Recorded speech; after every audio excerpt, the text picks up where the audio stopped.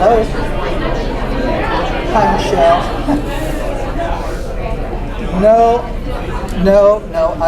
I've got to go because I'm getting ready to put on a meeting right now. I'm sorry. I've got to turn my phone off right now. All right. Goodbye. So I guess Brad Ketcher is here. Walking with Todd, is that him? Yes. Okay. So if you want to get with him, and then we're just missing Michael Bird. Yeah, we'll just have to pass him the first time around. Okay. Brad, hello. Thank you very much for coming. How do you want me to introduce you? Well, I'm with a committee called We Deserve Better. And we're opposing Amendment 3. We deserve better. Okay, let me tell you the format. We're going to go in ballot order, except our first speaker isn't here, so we can sneak in. Okay. We'll work them in. We'll do for and against, up to 5 minutes each, and then about 5 minutes of questions. Okay, very good. And I'm going to be hard-nosed on the questions and the answers. Fair enough. Okay. Fair enough. You look hard-nosed now. And we've got a nice young lady in the front here who's going to give a 1 minute, 30-second, and time's up notice. Sounds good. I appreciate y'all having us. Thank you. You told me. Okay, I'm not sure we can do much with it. I mean, with all the different speakers. Yeah, this was like I did not expect, and I would think honestly it would pick up. But I think we're going to be okay. We're going to be okay. Yeah. Whether it works or not, I don't know. I do want to tell you, because I don't want to catch you up front, I'm not asking you to speak, but I am mentioning you by name. Now let me draw your attention to our new Democratic Committeewoman, Tori Park, and ask her to wave. We put this event together with the help of several volunteers. Yes. That's the one and only mention. So I'll just ask you to stand up and wave or something like that. I'm good with that, sure. Okay, all right. Or I can stand, I can stand here during your announcements and then I'll walk towards the back. Because instead of making everybody turn around and look. Does that work? Sure.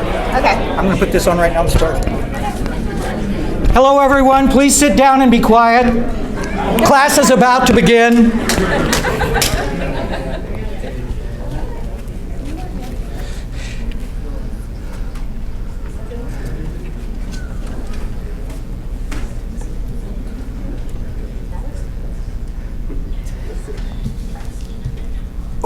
We want to welcome all of our neighbors here to the 15th Ward Democrats Issues Forum. My name is Richard Buteau. I'm the president of the 15th Ward Democrats this year. And tonight, we are especially pleased to have our neighbors from the 14th Ward, the 6th Ward, and the 8th Ward as co-sponsors of this event. Thank you very much for coming. We are also pleased to have everyone else, no matter your political starting point, joining us. Thank you for coming tonight. For all the speakers, I'm going to show you this little bitty microphone that I am now finding we will have because we are going to be taping this and this will be available to people who could not come tonight. As we change speakers, I will ask that you find a way to clip this on or set it close, and we'll just do the best we can with that. This is the microphone that will allow the room to hear you, and that's important. This is the microphone that will allow the millions of YouTube viewers to hear you, and that's really important. Okay. We have some information on the issues on the tables in the back. We are also offering voter registration here tonight. The voter registration ends October 12th, so please be sure you're registered at your right address. You've got time to do it. If you live in Missouri, we can get you registered. If you want to register online, there is a way to do that with the Secretary of State's office also. It's the first year they've done it, and we're 3 or 4 days away from the deadline, so may I suggest you register here tonight. If you have lived in this area, you have probably seen the 15th Ward Democrats' handiwork. We meet most months throughout the year, and our meetings are just housekeeping details, but also fairly deep reports and conversations about public policy at the city level, the state level, and the national level. It is a great opportunity for FaceTime with our elected representatives who have a history of being very available to us. So I thank them for that for many years, and as they continue to do that. We and the 15th Ward Democrats do a lot of things here in in our ward. We sponsor voter registration drives. We work to get out the vote for every election day. Our turnout has gone from the middle of the pack among wards in the city to very near the top. And I'm especially proud of the fact that when we consider Democratic ballots chosen, we are, on the last primary, we were number 2 in the city. Our friends in the 6th Ward beat us out with a 90.3% Democratic ballot choice. We had 89.3, so I'm very proud of our ward for that. We campaign for and celebrate our Democratic candidates. We sponsor debates and issues forums like this for the increasing number of city and state ballot issues. We have fun special events, like the biggest political float in the Pride Parade is the 15th Ward Democrats. Booths at street festivals we've been doing for quite some time. And this Sunday at 7 o'clock is a presidential debate watch party. The debate, which begins at 8, will really begin at 7 o'clock right here in our neighborhood at the City Park Grill, Morgan Ford and Juniata. Please come. We would love to have you. We want to cheer on all our presidential candidates. Oh, wait, there's only one. Now, all that is missing for us is more of you. We would love to have the broadest range of Democrats' voices to better mirror our entire ward. Please consider signing up in the back and paying one thin $10 bill for the whole year of membership. So if you're thinking about it, if you have thought of it, if you want to do it but don't have $10, you can sign up online also. We will be having a meeting at the end of the month to prepare our Get Out the Vote for November, our whole reason for being. And so we'd love to have this many volunteers also. Now, regarding this evening, each side will be given 5 minutes for a presentation to sway your vote. We will go in the order that they will appear on the ballot. This will be followed by a brief question and answer period. Presenters with multiple speaking obligations have been invited to make their cases and go on to the next meeting, but tonight we didn't have any of those, so we will go exactly as they will appear on the ballot. Now, within the questions, there are many. Okay. There will be many questions, I think, and there are very thoughtful presentations that people are giving. But as we get to the question and answer part, we've got very little time because there are so many issues. I'm going to be hard-nosed about the questions. I'm sure your preambles are interesting, important, and well thought out, but I'll cut them right off. So if you have a question, ask the question and sit down. Now, for those of you answering, answer the question. Don't tell us what you wanted the answer to be to the question you wanted answered. Answer the question. If your answer is, I don't know, I will follow up, we've got a way for you to get that information to the 15th Ward Democrats website, but we will also expect you to follow up. Now let me draw your attention to our new Democratic Committeewoman, Tori Park. Tori put on this event tonight with many volunteers in help, but she organized the whole thing, and I'm very appreciative. Thank you very much for doing this. We did this on very short notice, really. As we're going in the order of the ballot, our first presenter is Michael Berg from the Sierra Club, speaking on amendment number 1, a soil and water 1/10 of a cent sales tax. Did I describe it right? Is there anybody speaking against? There is no one speaking against this, which is kind of interesting. Yes. We couldn't find anyone to speak against this. But Michael, come up, please. Okay. And 5 minutes in, she'll be tired. I won't take 5 minutes. I think it's telling that nobody's coming to speak against this. This is just a no-brainer. This is a continuation. Every 10 years we have to vote to continue a 1/10 of a cent sales tax. That means for an average Missourian about $10 a year for 2 very vital causes. Half of the money goes to our state parks, allow us to have our amazing state park system, and allows us to keep going to our state parks free. And if you've been to other states all around this area, you know not everybody in the country has this great opportunity to go to free state parks. It adds over $1 billion to our economy every year, our state park system. The other half of the money goes to programs for soil and water conservation for farms. This tax began in the 70s when there was a larger problem than now with erosion. With people were terrified about the loss of soil erosion and water conservation, and so there are places all over the state where you have extension agents that can help farmers have better practices and actually give grants to farmers to set up in their farm better practices for maintaining the soil and protecting their water. So this is win-win, small amount of money for everybody. It's great for agriculture, great for our parks, great for our state all around. You won't notice the difference. Please vote one. Make sure everybody votes one. And if you want to vote yes on one yard sign, we have them at the Sierra Club office in Maplewood, 2818 Sutton Boulevard. You can take as many as you want. They're going like hotcakes, but you need to get them. Are there questions? Okay, thank you very much, Thank you. Michael.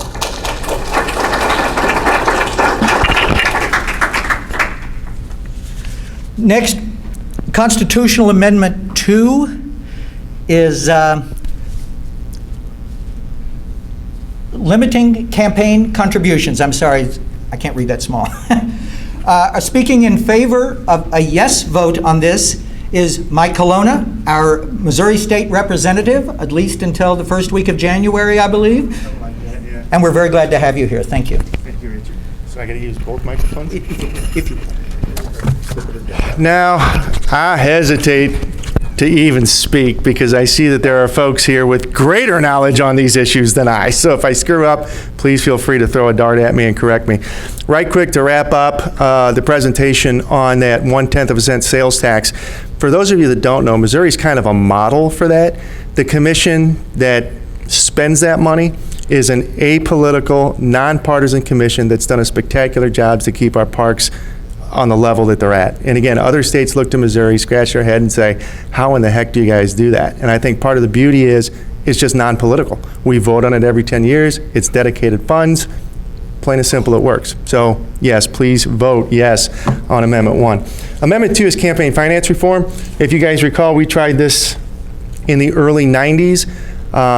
We passed not only term limits, but also campaign finance reform. That was taken up to the U.S. Supreme Court. U.S. Supreme Court said that our scheme that we enacted was unconstitutional, so now it's the wild, wild west.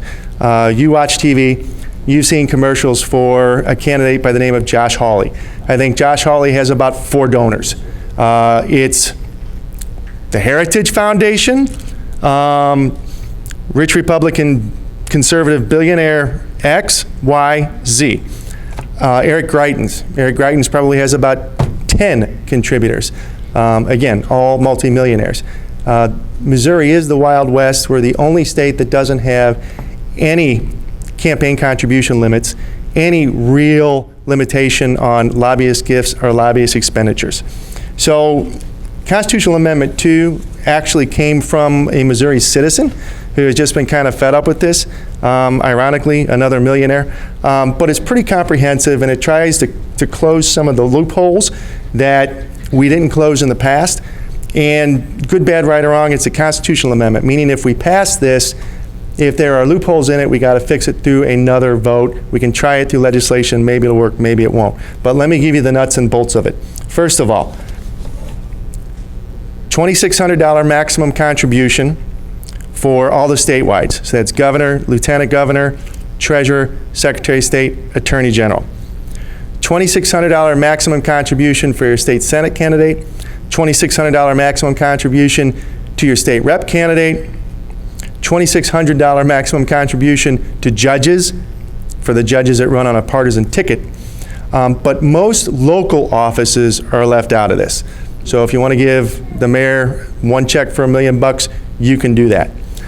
So $2,600 is the top tier. you should know that this is what we call per election. So your primary is one election, your general is one election. So you can actually, as an individual, give up to $5,200 for a normal election cycle.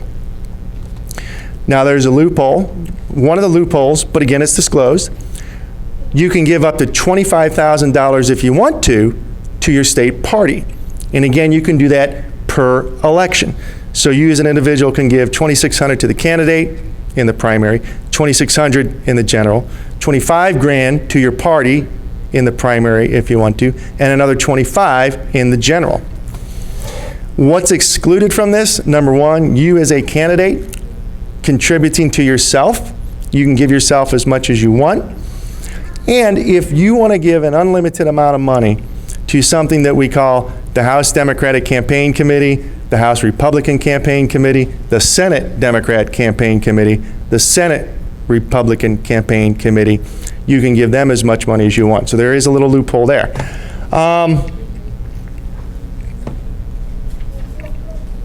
No longer would candidates be able, oh God, I got a minute. No longer could you do a candidate-to-candidate transfer, so it's not like you can launder money through one candidate's committee to another. Anything that you do to try and hide the source of money would be against the law. Some folks would argue that this also applies to PACs. Some people would argue it doesn't. I will tell you that it's questionable, but there are limitations on who can give money to PACs. When push comes to shove, this isn't perfect. It's not the way I would have written it, but we've got to do something to stop the wild, wild west here in Missouri. I mean, if I, as your elected state representative, took $1 million from somebody like Rex Singfeld, I don't care if you like him or don't like him, you're going to scratch your head and wonder if I'm voting the way Rex wants me to vote because I took his money. And that's just simply inappropriate. We have to have a combination of full disclosure, which we have now, and campaign contribution limits to make sure, in my opinion, that folks still have faith in the system. So it's not perfect, but I would ask you for a yes vote on Amendment 2. Perfect timing. Thank you, Mike. After reserves. Okay, so you might want to stay kind of close. I've got to check that. Speaking against this amendment is Tony Zabrowski. Tony, come on up. Thank you. And I've asked them to tell me how they would like to be introduced, and so I'm going with that. So, yes. Tony, you came in later than others, so I didn't get a chance to ask you that question. Oh, sure. This microphone is for the tape. Wonderful. I'll go ahead and hold it. I don't think I'm going to be able to figure out how to use the clip. My name's Tony Zabrowski. I'm more or less representing myself as a concerned citizen. And I want to thank Mike Colonna for coming up here. I wasn't sure if you were for or against. You kind of made a lot of my points for me. But I'll kind of go over it a little bit and try and present a different point of view. I'm not up here to say do not pass campaign finance reform. We clearly need it. There were some really great points about major state candidates having very little donors, and it's rather disenfranchising, really, if you think about it, that it's possible to run for governor and have the support of a few people from out of the state, and that's basically it, and make it all the way through. You all have a copy of the fair ballot language, and so it kind of discusses what the yes and no means on that.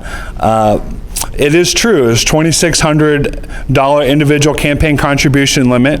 I think that creates a little bit of confusion, actually. The federal contribution limit is actually $2,700, and I would be concerned that folks may not understand that, and that may cause maybe a little bit of a headache if people are writing several $2,700 instead of $2,600 checks. So I would love to speak with the bill's author one day, Fred Sauer, who's kind of doing this to stick his finger in his best friend Rex Singfeld's face, and kind of ask where he came up with that number.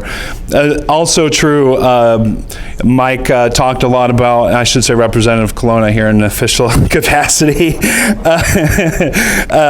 talked about the $2,500 500 aggregate limits to parties, and also aggregate limit on contribution to parties from committees.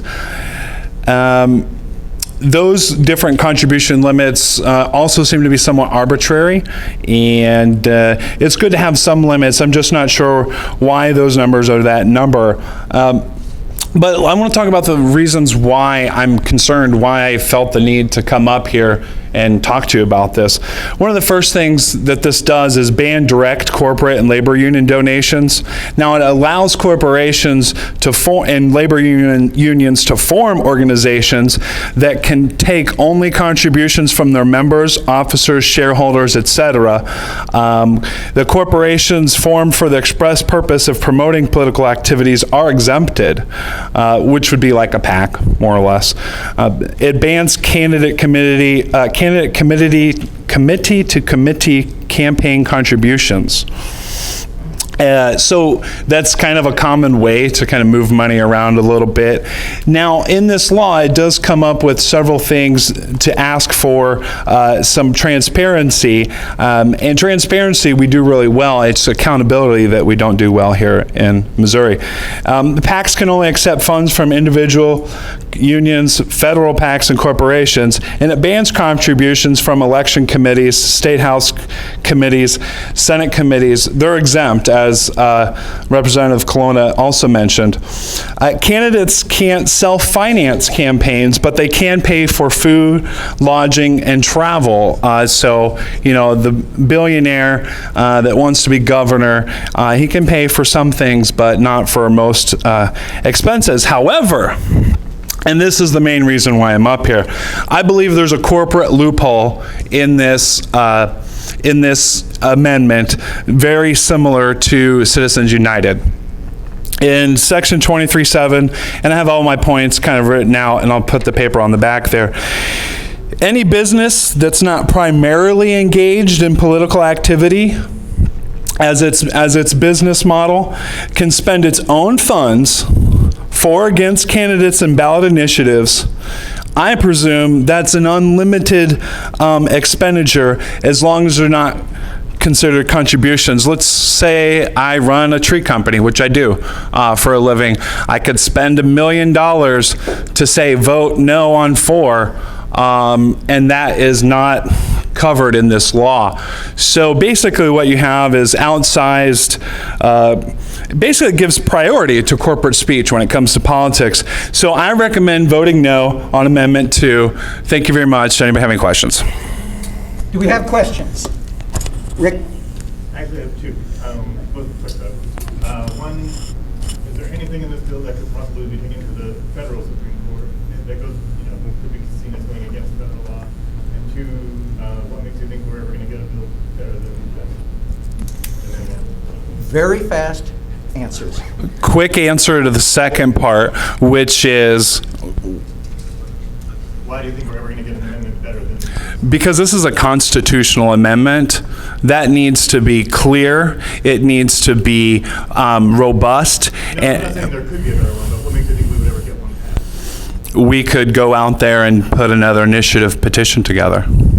I think it's been done once, it can be done again. Mike, you want to answer the first one? I do think, even if there weren't issues, people would challenge it, plain and simple, because it's restricting some of the Wild West craziness we have here. In full disclosure, to help Tony out with his comments, I'm one of maybe 3 Democrats over the years who have voted against this stuff since I've been elected. And actually, I worked with, the Republicans to overturn the one that we did back in '94. It's just the experience that I've had down there. It doesn't work. This full disclosure is a good idea, but we need something more to work with full disclosure. And you're absolutely right. The legislature's not going to do this. They don't have the will. They'd rather go for that easy kill of, you can't take lobbyist gifts. Yeah. Richard says I'm done, sorry. What do you think about the fact that citizens' initiatives there's no limit to donating citizens' initiatives in this? Either one of them. Campaign on Citizens Initiative, contributions to that. Either of you. I think it actually says explicitly that in all the language, it does say initiative petitions and candidates. So I believe that it covers it pretty regularly in the language. Thank you. Okay, we're going to move on? Thank you. Thank you very much. Okay, thank you. The next constitutional amendment 3 is a tax on tobacco, a tax on cigarettes. We have speaking for a yes vote, Megan Green, our alderwoman here in the 15th Ward.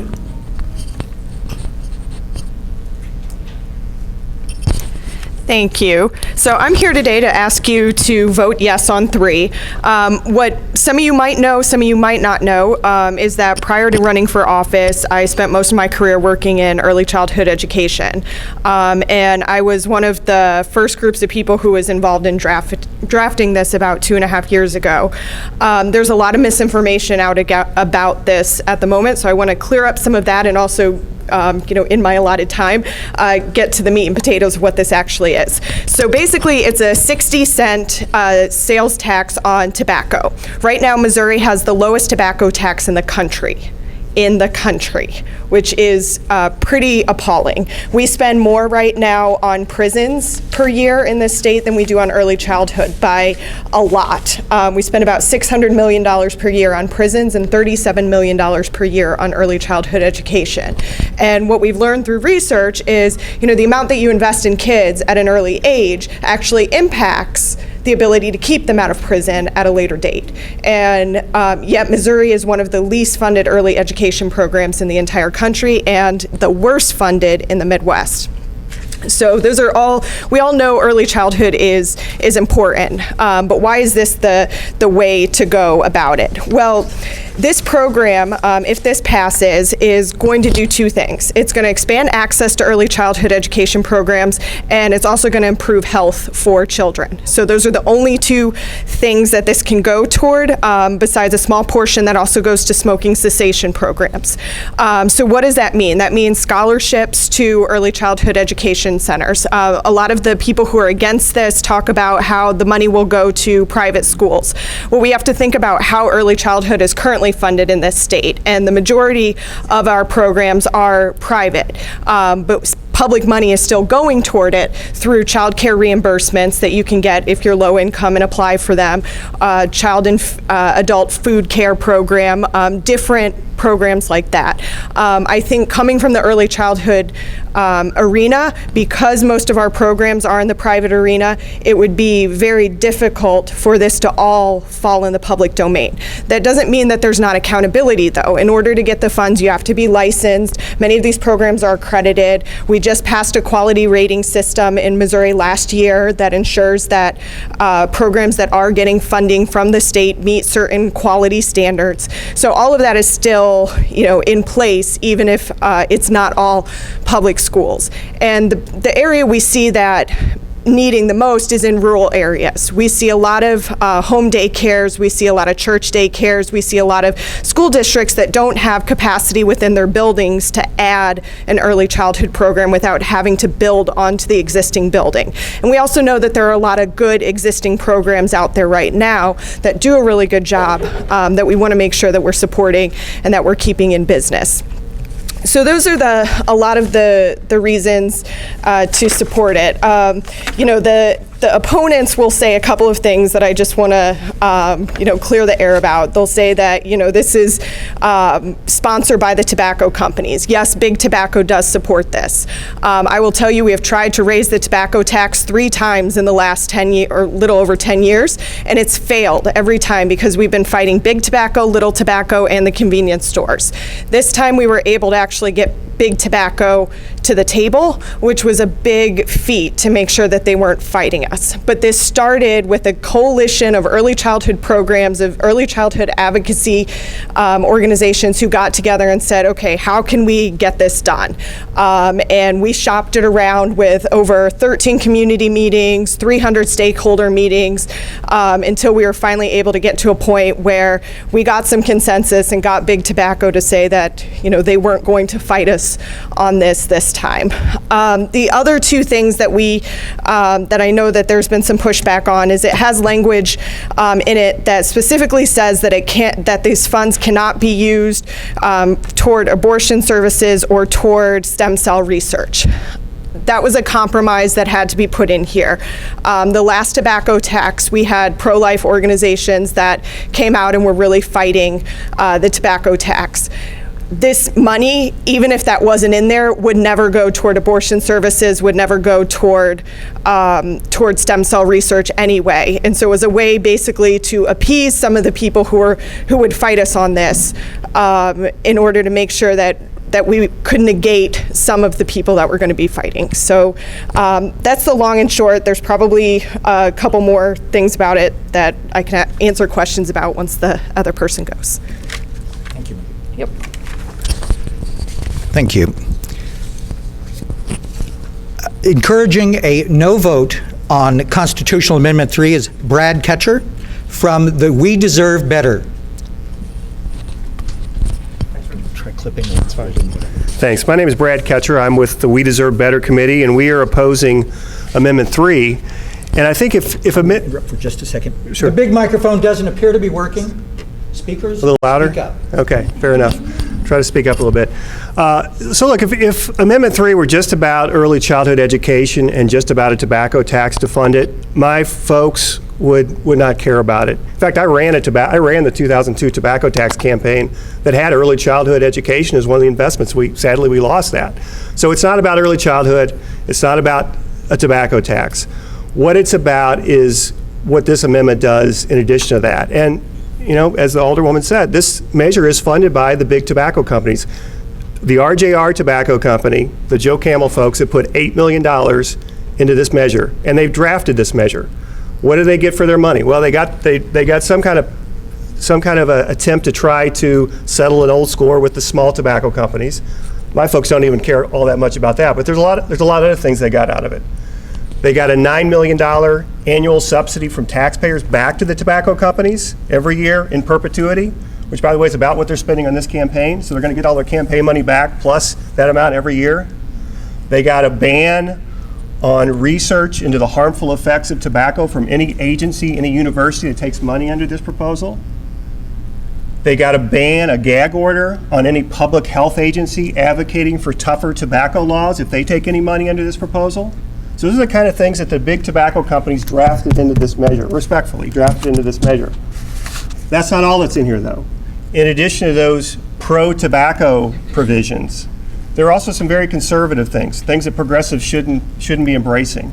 And the reason these things are in here, I think, maybe it's a compromise with conservatives they made. It was also drafted, though, by a law firm in Kansas City, a very conservative law firm that advocates for conservative right-wing causes, run by the brother of Sam Graves, who's the Republican congressman from North Missouri.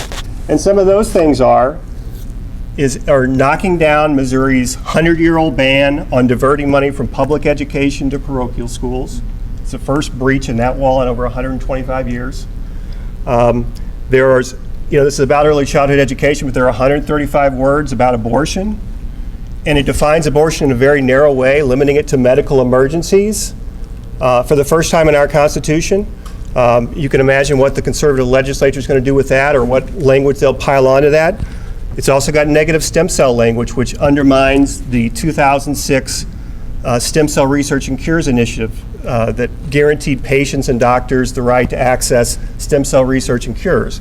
And so those are some of the conservative things in it. And it's for these reasons, not because it's about early childhood.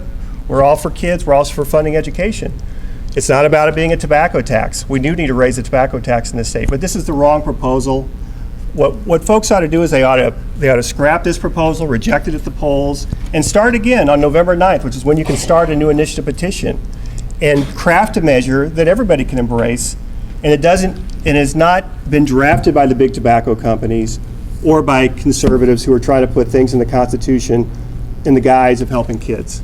So with that, I'll pause. Maybe we can take some questions. Thank you. I want to ask the first question. The first question is, because we did not get speakers on Proposition A, which is another tobacco or cigarette tax, I'd like a very short answer if you will speak either for yourself or your group, do you support or oppose Proposition A? Yeah, my group does not take a position on Proposition A. It's not something we've taken a position on. I'm not going to speak for Raise Your Hand for Kids, but I'm going to speak for me as a supporter of this to vote no on A. The language that is in A would automatically put, it says basically that you cannot institute another tobacco tax. And so if that one happens to pass and this one happens to pass, both of them go into court, and there would be a big chance that both of them would get thrown out. It also makes it so that we can't go in the future and institute another tax. The one thing I would add is that I think what this illustrates is what these two tobacco taxes are about is about big tobacco and little tobacco going to war with each other. And that's sort of what you're seeing here. It's that, our folks are opposed to the big tobacco proposal. Thank you. Yes. So I have one question for you. Is that we deserve better? Does that get any money from little tobacco? No, it is not funded by little tobacco. In fact, it's funded by folks who care about stem cell research. And Megan, one question for you is that before, when they passed that gambling tax, I remember how the money was supposed to go to education. But it didn't. I mean, it did, but then they took away what was there already. Get your question. So is this how? It's a constitutional amendment, which means that money has to stick with what we are designated it to. There's not that same. Take away the other money that's already there. In fact, a no net increase. It's always possible. Let me speak to that. The lottery was a constitutional amendment. The riverboat gaming proposal was a constitutional amendment. Their proposal is still subject to the legislature, the conservative legislature in Jeff City, appropriating the money every year. And also, it explicitly gives them power to change the administrative, how much money can be used on the bureaucracy. So I think it's highly likely you'll see this money diverted or supplanted, as you're suggesting. Kathy, you had a question.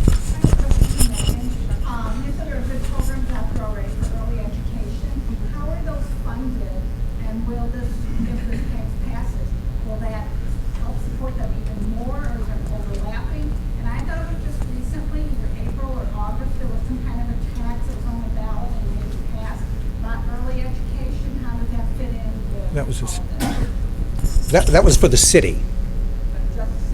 And so doesn't every city have a chance to do that rather than state? We'll let her answer. So let me make sure I remember all of the parts. Sorry. Let me make sure I remember all of the parts to it. The first part was about already existing programs.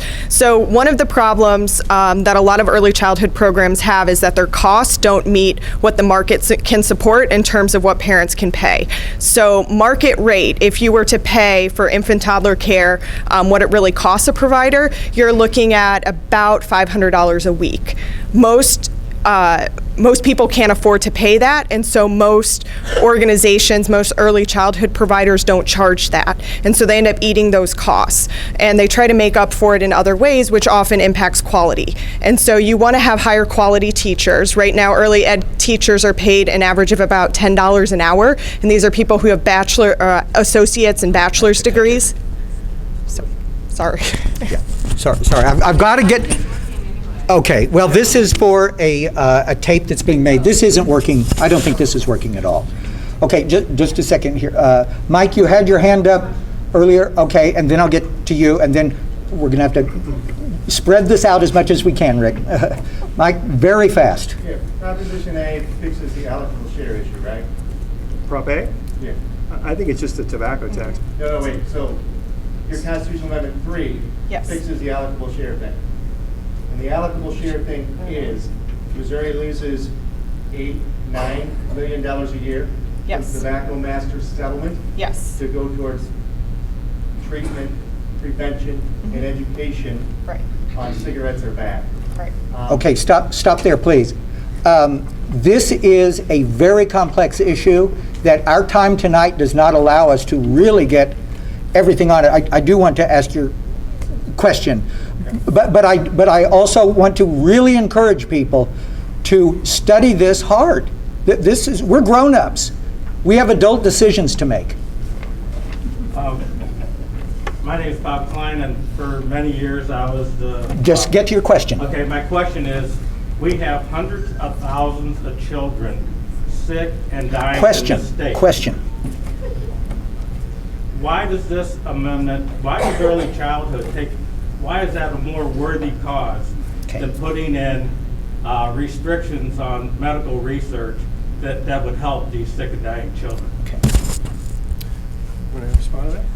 I think my response is this money would never go toward that. It's just for early childhood education and for early health programming, and including smoking cessation for pregnant moms. It was never intended to go toward health research. It was never intended to go through stem cell research. And I think it's unfortunate that we have all of these good causes that are always fighting for crumbs. But that's where we are with this initiative. And what I would say is that what this measure does is not just about funding, it's about stigmatizing research, stigmatizing abortion. And what they've done is they've made a deal with conservatives to try to, I guess, pass their measure. But the reality is they've stigmatized the abortion issue and they've stigmatized medical research, in addition to putting a lot of goodies in for the tobacco companies. Thank you. No more questions on this. We've got to get going. There are really important issues still to come. Please pay attention to this. Pay attention to all these issues, and I'm going to move on. Thank you very much. No, not right now. It says Papers if back they there. want more information, that's all day. Okay.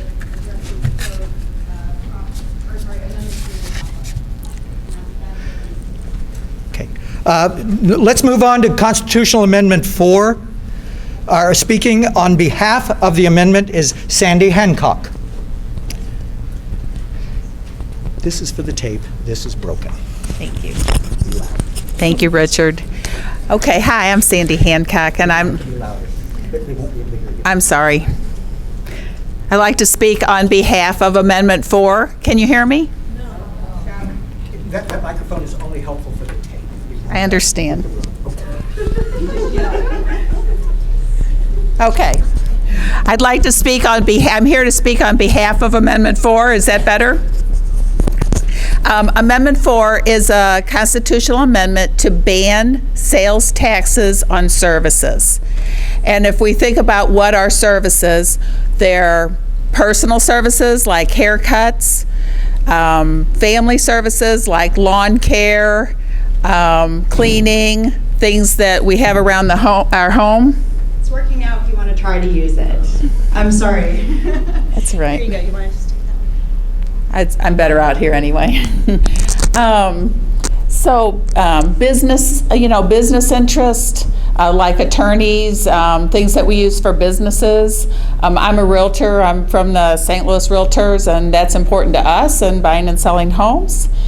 Healthcare services, chiropractic, medical, so anything that's a service, and this is an amendment to ban that. And the reason that we're really looking at this is because the last 7 legislative sessions, bills have been introduced to have taxes on services. There was recently a decision by the Supreme Court to tax delivery fees. And yoga was decided that, I guess yoga is a product, I don't know how they decided, or a use tax, and then it was overturned by the legislative. But in Illinois and Oklahoma, they have taxes on services now. So we just feel like this is a tax that really goes to the wrong people. You know, the people that pay for sales tax, well, you pay like lower income people pay more of their income for sales taxes. So it's sort of regressive in that way. Whereas upper income people, well, it's more about income taxes or even their real estate taxes.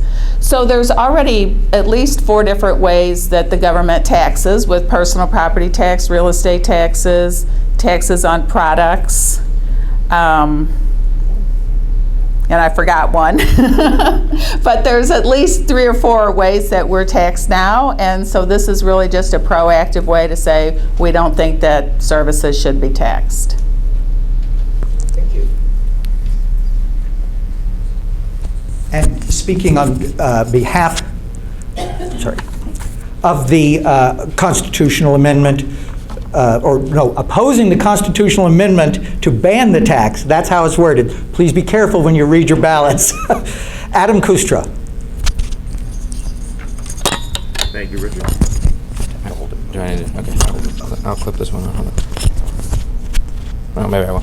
Okay. Hi, my name's Adam Custer. I'm here representing Mobilize Missouri. You know, and I'm actually a member of the St. Louis Association of Realtors, and so I thank you for our president here speaking. And you know, it's the only association I'm a member of, and it happened to be part of the reason why I'm standing here today, because it's been a group that's been backing this for a long time and been most out front. And so I would get a lot of emails about this initiative that would ban, you know, taxes on services. And I won't argue that taxes on services are regressive taxes. And you know, that sales taxes and use taxes are regressive. They do affect the poorest citizens in this country more than they affect the wealthier citizens. That's something I won't disagree with. But my issue is the language as to how this is written. So who in here is an attorney? Probably way more than average percentage, but I would guess. But you know, the thing about how words are written and how constitutional amendments are proposed is that the devil is in the details, or in this case, it's the lack thereof in the details. And actually, the handout they've given us today lists language that states the original language that was in the petition that states the word activity, but actually, since it's been certified by the Secretary of State, that language has been changed to the word transaction. So what it does actually say is sales or use or other similar tax on any service or transaction. So the definition of transaction is an occurrence in which goods, services, or money are passed from one person account to another. So, you know, that to me is language that is so incredibly broad that the word transaction could mean, I mean, I'm not an attorney, but I understand that a transaction could be the purchase of a candy bar. That's a transaction I've made. So what this could also do, like in theory, it does stop you from paying sales taxes and use taxes on services like haircuts and like legal fees. And, you know, real estate transactions actually were already banned in 2010 by a constitutional amendment, also put out by the Association of Realtors, that was that we already cannot put a sales tax on real estate transactions in the state. But what it also could do is like hold the hands of our local governments, of the citizens of various municipalities in the state of Missouri, to be able to tax themselves in ways that we don't even know yet. That things in 10 or 20 years, the economy could change so much that we wouldn't even know that this would have been a more efficient way of taxing things. And while some things are regressive, like sales taxes, but also, for instance, a lot of times sales taxes are used to fund public transportation. And so also the lowest income individuals benefit the most from those sales taxes, and they may at the ballot say, we want to pay another quarter city sales tax so we can have better bus service and better Metrolink service. But it could also, in theory, ban taxing legalized marijuana if that becomes a thing in Missouri, which it probably will in the next 10 years. It could ban taxing online purchases, a lot of which are not taxed currently. It could ban, you know, the ability to move from a gas-based sales or gas-based tax to a mileage usage-based tax or toll roads that can fund our transportation system when we no longer use gasoline. So I think, you know, there are so many unintended consequences when you write language in our Constitution that is so broad that it could be interpreted by any number of ways. I mean, and even if it does mean what it's supposed to mean, it also could be sued for years and years and years. And I think it also could cost our state millions and millions of dollars in legal fees. So, you know, to me, our Constitution is important, and when you put something in our Constitution, it has to be good. And this is not good. This is not good legislation. This is not well drafted, and I agree with the general principle, but what we have to vote on November 8th is something that I cannot support. I hope you do not as well. Now, I will ask, if there are questions on this, I just want to remind you, please go right to your question, please go right to your answer, and let's get to the next question. Tony? Is it possible for me to address it? If it's an answer, you've had, each of you have had your time.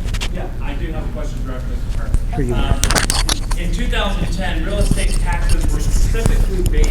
Why is the Realtors Association supporting this amendment? Real estate taxes weren't banned. We all pay real estate taxes on our property every year. It's an annual tax. What was banned in 2010 was a tax, it was transfer taxes. So when you sell your property, 37 states have transfer taxes, and they tax the sale of that property anywhere from 0.25% to 4%. And so that's just a tax that's not available. So the facilitation and transfer of real estate, that's really what we were protecting, all of our abilities to do that. Barbara?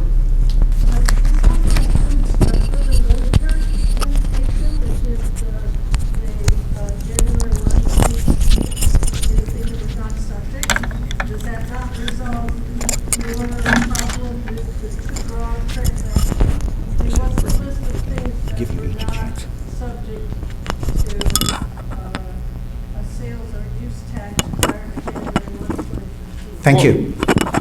Well, as I brought up, I mean, there are things that, like, for instance, if marijuana becomes legal in this state, or if we currently don't tax mileage like the state of Oregon does instead of gasoline, or things that we just don't even know yet. I mean, that in 20 years, there may be products and services on the market that we just can't even imagine exist right now that, this bans so many things that it holds the hands of anyone that that a smaller municipality might say, this works good for our area, and maybe it doesn't work somewhere else, but it doesn't allow us to have those conversations in the future. So when it refers, so I'll just reference two things. First, the League of Women Voters has the language that they think interprets what the Secretary of State created for the amendment. And we all agree it could be clearer, and that wasn't the language that we proposed. But the League of Women Voters said it would prohibit a new sales tax or new use tax on any service or activity that was not subject to sales or use tax as of January 1st, 2015. And we today directly addressed this with our attorney, and the whole thing of, well, you can't have a new transaction, they mean transaction type. So we have taxes on products now, and new taxes on products are allowed. We have personal property taxes, those are allowed. It's to stop a transaction type that wasn't in place in 2015. Thank you. Yes, Becky. Is it not true that our economy is shifting to a service-based economy as opposed to a product-driven economy? So doesn't this make that want to answer that? that yes, we can be taxing services? Thank you. And I don't understand why it's regressive, because a lot of this No speeches, just questions. Is it true? Just questions. I don't know if it's true. I think it is true that this prohibits taxes on services. So if that's your concern, there's more services. I think it's, that really is what it is. It bans sales taxes on services. And I would add to that, I mean, I do, generally speaking, sales taxes on common goods are more regressive, but a tax on attorney's fees are not, actually, because the poorest individuals cannot afford attorneys that cost that much, so. I'm going to cut this here. We still have more to get through. These are, once again, really important questions. I encourage you to stick around after the fact, after the event, because thank you very much. Thank you.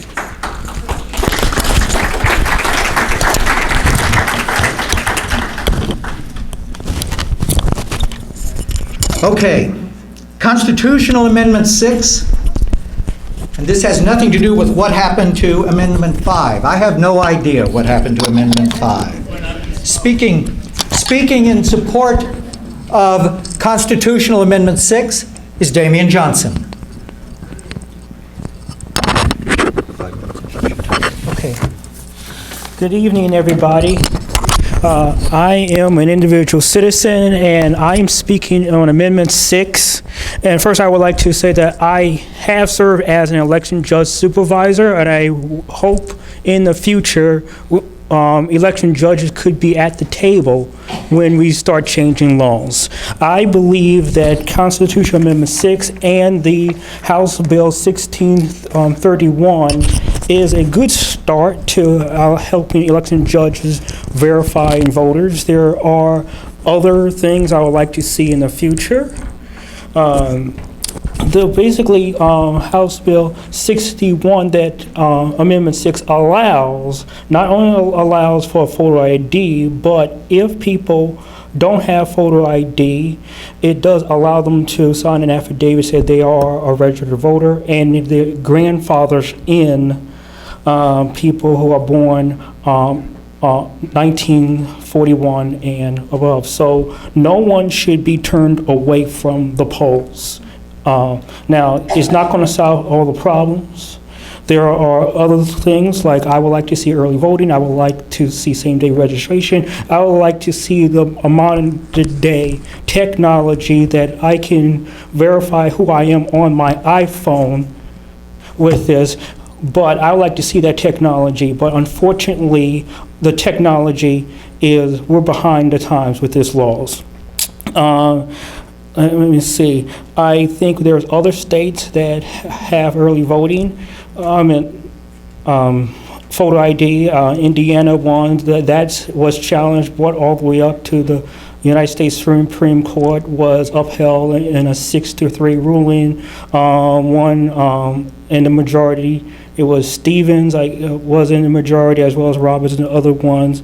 But again, unfortunately, what I was talking about earlier, we are a polarized issue. I would like to have a day that we could come together in the future and we're not polarized and we can solve these issues together, put our parties together, but unfortunately we're not living in that time. But that's what I see on Amendment 6. Yes, I will. Oh, here's your. Speaking for a no vote on Amendment 6 is Denise Lieberman.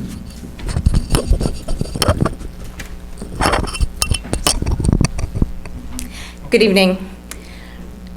The podium is not my friend. My name's Denise Lieberman. I'm with Advancement Project, a racial justice organization. I'm here with two of my colleagues this evening. I chair the Missouri Voter Protection Coalition, which opposes Amendment 6. Amendment 6 would weaken the protections for voting in our state constitution to allow lawmakers to implement strict photo ID requirements and potentially other restrictive voting requirements. This will create hassles and confusion and longer lines at the polls. It is very costly. The underlying legislation has a $17 million price tag just to implement it. And most importantly, it cuts people out. It will keep hundreds of thousands of valid registered voters from casting a ballot in November. So let's be clear for a moment, because there's some confusion about this amendment. Amendment 6 does not mandate photo ID requirements. Amendment 6 is different than the underlying legislation. But in many ways it's worse, because it would weaken the protections that we currently have for voting in the state of Missouri. Right now, the right to vote is a fundamental right in the state of Missouri. It's why photo ID requirements have already been found to be unconstitutional in this state.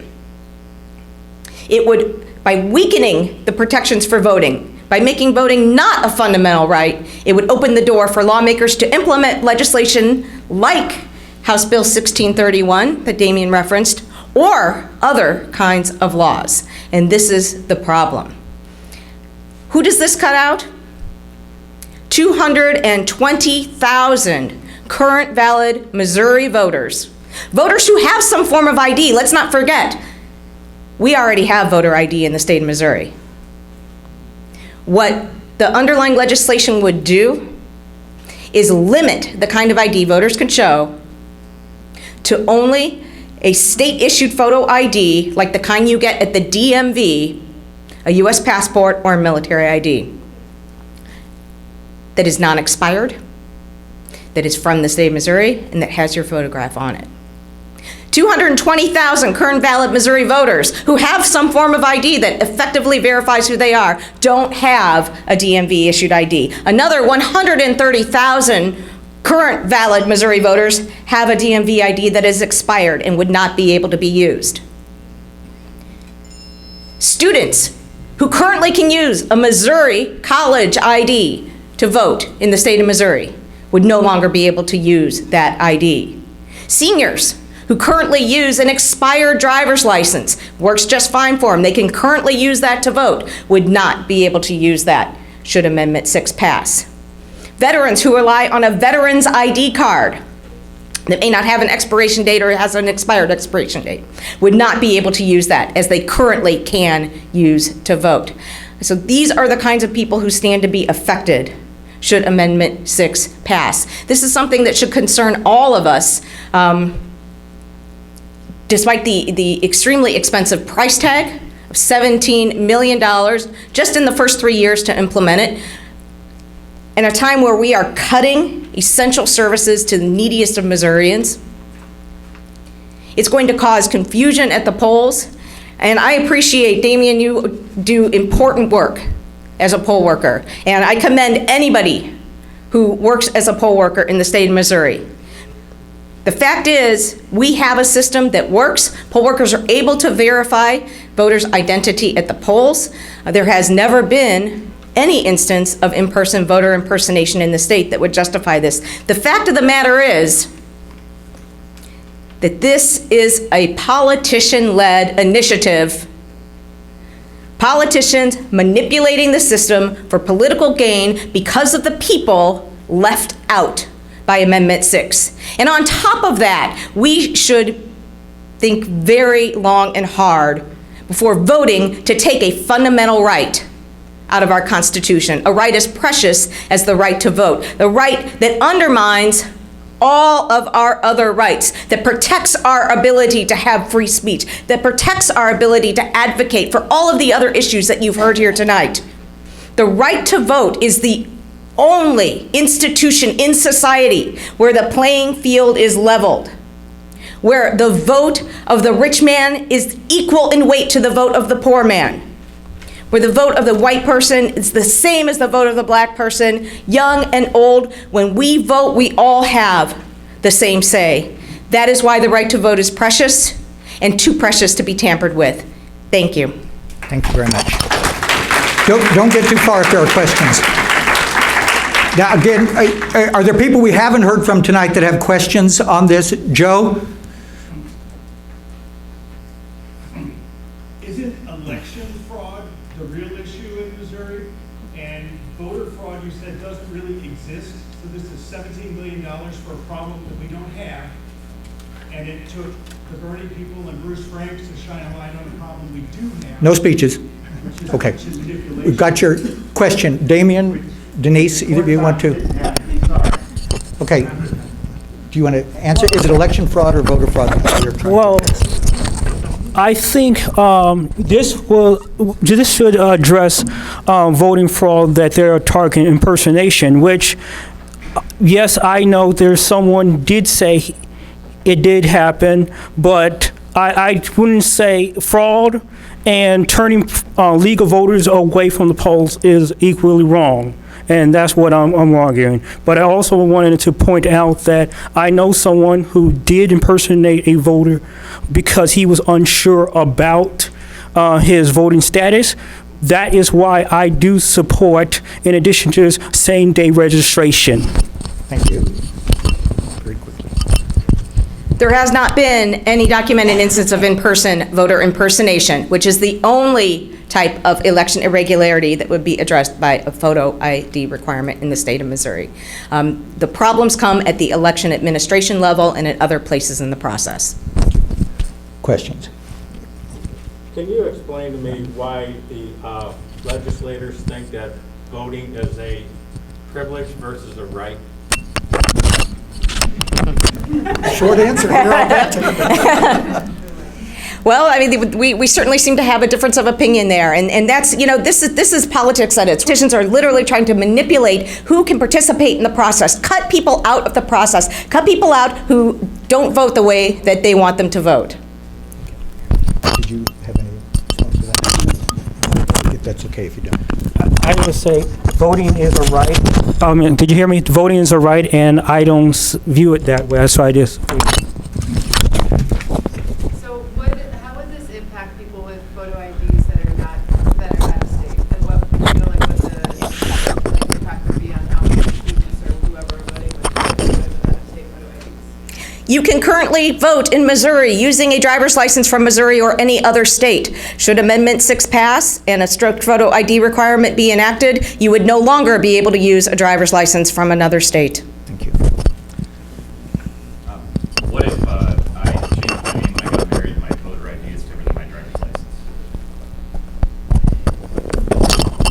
So these are among the variety of examples of people who stand to be harmed if Amendment 6 is passed. The hurdles that people have to jump through to ensure that their ID reconciles with their birth certificate, which is the underlying document. You will need to provide a certified birth certificate when you go to the DMV if you need an ID, or for those of you who have a Missouri driver's license, when you renew that driver's license, you will need to present a certified birth certificate. If your name has changed since that time, or if it presents differently on that birth certificate than it does on your voter registration or your DMV ID, you are going to have to go through a maze of bureaucracy in order to reconcile those documents, and for many people, it is impossible to do. Thank you. Yes, Damien. I would say at the poll, so while, if this pass and this HB 1631 becomes legal, while you won't be able to use your ID if you change your name, etc., this 1631 allows for an affidavit that you can use at the polls, so say who you are at the polls, as well as you can vote provisional ballot. So as again, people should not be turned away from the polls. And if you look at Indiana, there was not a lot of people who massively turned away from the polls. Now there's other states, there's bad examples, there's bad election judges, and there's good election judges. So that's. Thank you. Thank you very much, Damien and Denise.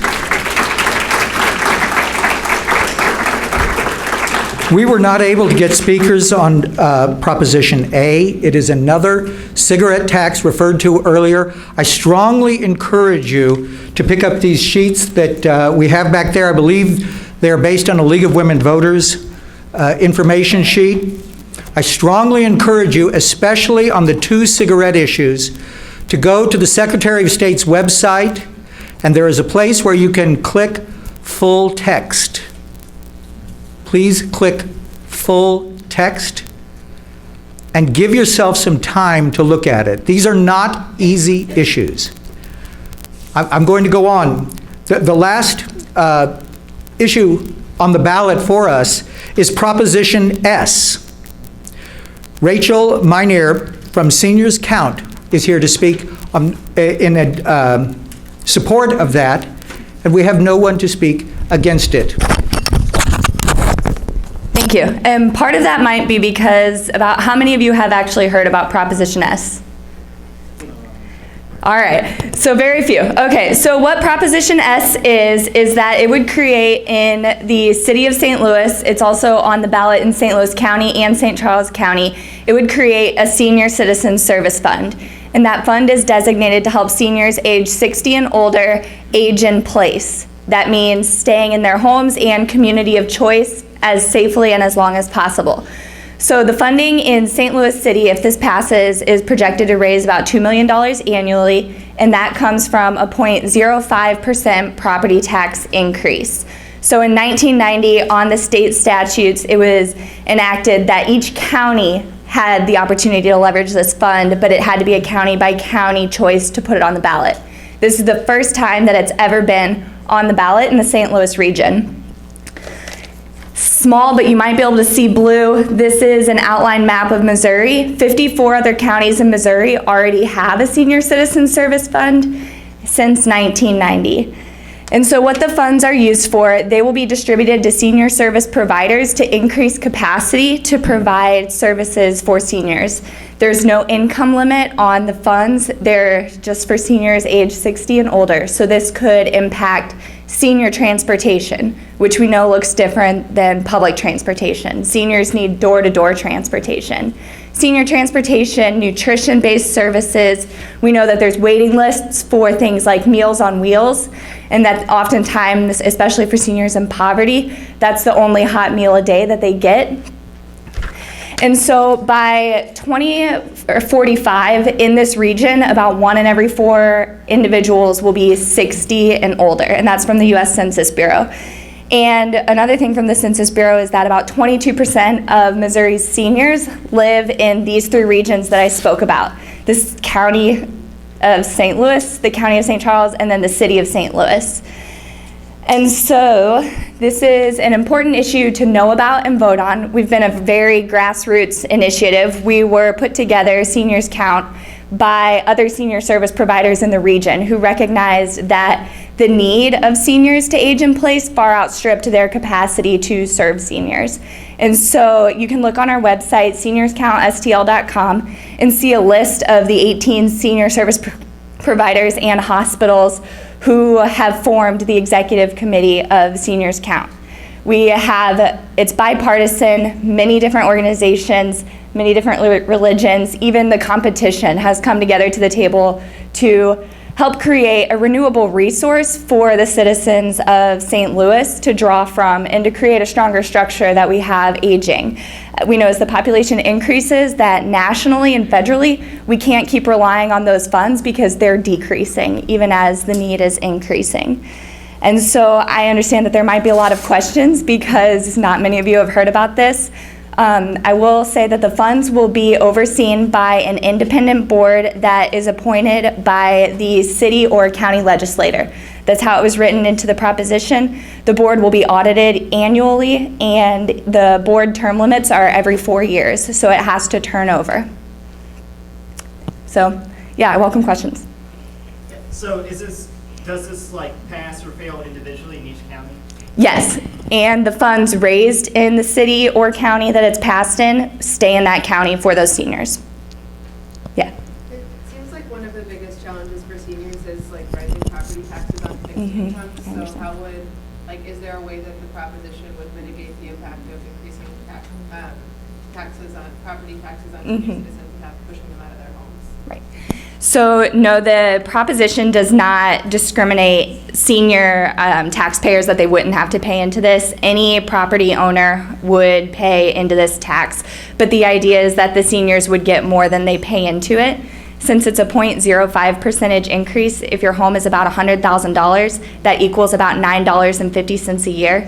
And so we know that seniors, totally separate than this proposition, have tax breakers, and they get back usually much more than $9.50. But again, the goal is that they would hopefully receive more in services than what they would be paying into it. Sorry, is it just services or is it also financial, like, that they're receiving? Senior service providers would receive this funding through grants and contracts, but it is mostly services, like transportation, home-based nutrition assistance, home modifications, those kinds of things. Yes? Oh.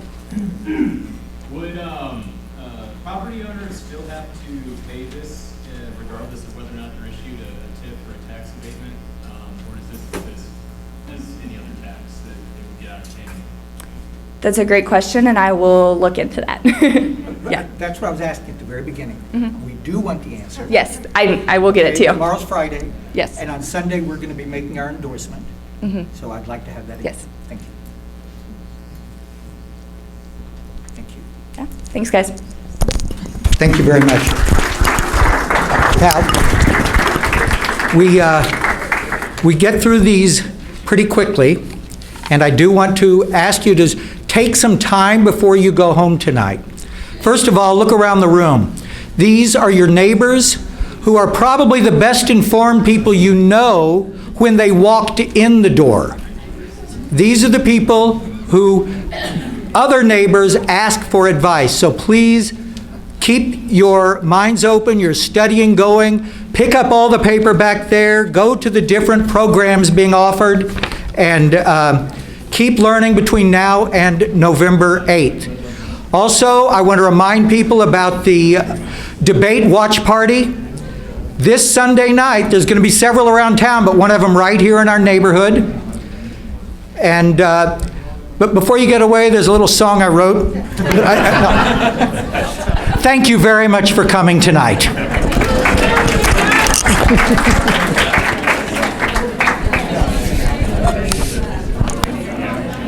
do a great job as a moderator. Thank you. Thank you.